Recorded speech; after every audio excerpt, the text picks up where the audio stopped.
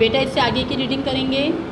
کچھ ہی دنوں بعد دوسرا بیٹا بھی خوش واپس آیا، باپ کی خدمت میں حاضر ہو کر اپنی کارگزاری یعنی کہ جو کام اس نے کیا سناتے ہوئے بولا، ابا جان میں ایک پل پر سے گزر رہا تھا، دریا میں بڑا سخت طوفان تھا، طوفان کی وجہ سے پانی کی لہریں اٹھ کر پل کو چھو رہی تھیں، ایک بچہ بھی میرے ساتھ ساتھ پل پر سے گزر رہا تھا کہ اچانک بچے نے لہروں کو چھونے کی کوشش کی، جیسے ہی بچہ لہروں کو چھونے کے لیے جھکا تو وہ اپنا توازن برقرار نہ رکھ سکا اور دریا میں گر پڑا۔ اس کی ماں رونے اور فریاد کرنے لگی کہ میرے بچے کو ڈوبنے سے بچاؤ۔ اس وقت پل پر کچھ اور بھی لوگ موجود تھے، لیکن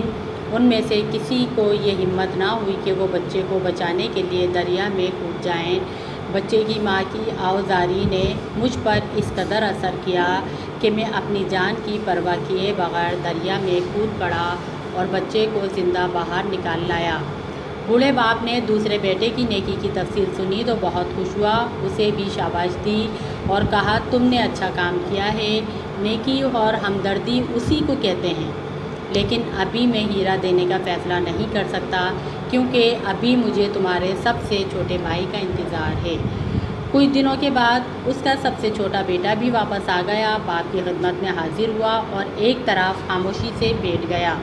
بیٹے کی خاموشی سے باپ کے دل کو دھچکا سا لگا کہ شاید چھوٹا بیٹا ناکام واپس آیا ہے۔ باپ نے ادھر ادھر کی باتیں کرنے کے بعد بیٹے سے کہا کہ بتاؤ تم نے کیا کام کیا ہے؟ بیٹا بولا، ابا جان میں نے نیکی کا کوئی بڑا کام تو نہیں کر سکا، البتہ ایک دن میں ایک پہاڑی راستے پر سفر کر رہا تھا، میں نے دیکھا کہ ہمارا ایک بہت بڑا پرانا دشمن شراب کے نشے میں چور پہاڑ کی ڈھلوان پر اس طرح مدہوش پڑا ہے کہ ذرا سی بھی جنبش حرکت سے گہری کھائی میں گر کر مر سکتا تھا۔ باوجود اس کے کہ وہ ہمارا بدترین دشمن تھا، اس نے ہمیں بہت نقصان پہنچایا تھا۔ میں نے اس کو اپنے کندھوں پر اٹھایا اور دشوار گزار پہاڑی راستے سے ہوتا ہوا اسے لے کر نیچے اترا اور اسے اس کے گھر پہنچا دیا۔ ایسا کرتے وقت میں نے اپنی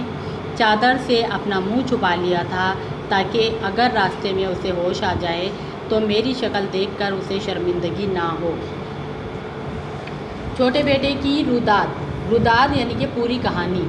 سن کر بوڑھا بہت خوش ہوا، اس نے بیٹے کو شاباش دی، پھر تینوں بیٹوں کو اپنے پاس بلایا، ان کو بتایا کہ تم سب نے اپنی اپنی جگہ اچھا اور نیکی کا کام کیا ہے، لیکن تمہارے چھوٹے بھائی کا کام تم دونوں کے کاموں سے زیادہ اچھا ہے، کیونکہ بدلہ لینے کی طاقت رکھتے ہوئے دشمن کو معاف کر دینا اللہ کے نزدیک بہت پسندیدہ فعل کام،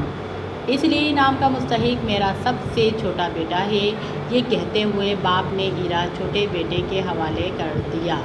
یہ ریڈنگ کمپلیٹ ہو گئی ہماری۔ ریڈنگ کے بعد آپ کو ایک پیج رائٹنگ کا کرنا ہے، بہت صاف ستھرا 1 پیج رائٹنگ کیجیے گا۔